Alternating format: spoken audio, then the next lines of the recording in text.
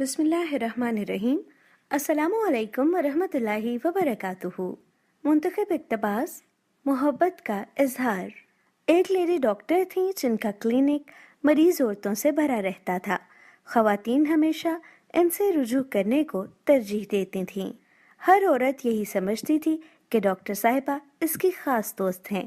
اس کا راز ڈاکٹر صاحبہ کا اچھوتا طرز عمل تھا، جس کے ذریعے سے وہ دوسروں پر جادو کر دیتی تھیں۔ انہوں نے اپنی سیکرٹری سے طے کر رکھا تھا کہ جب بھی کوئی مریضہ فون کرے اور ڈاکٹر صاحبہ سے بات کرنا چاہے تو وہ اسے خوش آمدید کہے اور نام پتہ پوچھ کر 5 منٹ بعد دوبارہ رابطہ کرنے کو کہے۔ اس دوران سیکرٹری مریضہ کی فائل ڈاکٹر صاحبہ کو پیش کرے۔ ڈاکٹر صاحبہ مریضہ کی فائل میں درج تمام معلومات پڑھتی کہ اس کا مشغلہ کیا ہے اور اس کے بچوں کے نام کیا ہیں۔ مریضہ دوبارہ رابطہ کرتی تو ڈاکٹر صاحب اس کی بیماری کی تفصیلات پوچھتی، اس کے بچوں کا حال دریافت کرتی اور اس کی ملازمت کے بارے میں سوال کرتی۔ مریضہ حیران ہوتی کہ ڈاکٹر صاحبہ کو اس سے اس درجہ تعلق خاطر ہے کہ وہ اس کے بچوں کے نام تک جانتی ہیں اور اس کی ملازمت سے بھی واقف ہیں۔ اس کے بعد وہ ہمیشہ اسی ڈاکٹر کو ترجیح دیتی۔ کیا خیال ہے، دلوں کو مسخر کرنا ایسا مشکل کام تو نہیں؟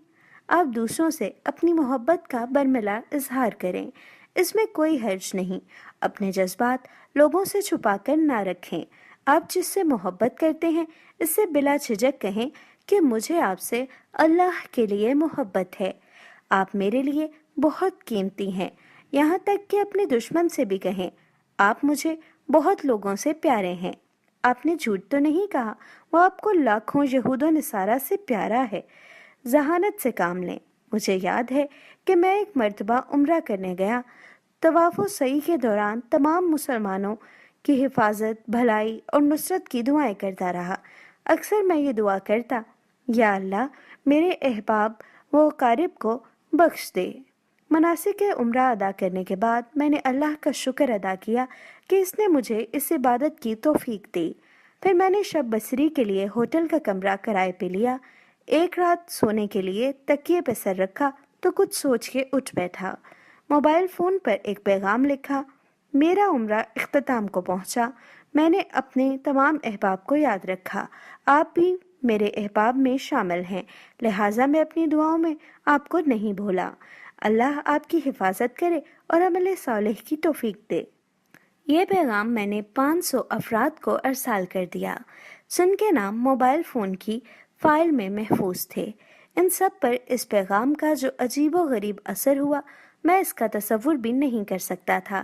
ایک نے مجھے پیغام بھیجا، واللہ میں آپ کا پیغام پڑھ کر رو رہا ہوں، میں آپ کا شکر گزار ہوں کہ آپ نے مجھے اپنی دعاؤں میں یاد رکھا۔ دوسرے نے لکھا، واللہ اے ابو عبد الرحمن، میں نہیں جانتا کہ آپ کو کیا جواب دوں، بس اتنا کہتا ہوں کہ اللہ آپ کو جزائے خیر دے۔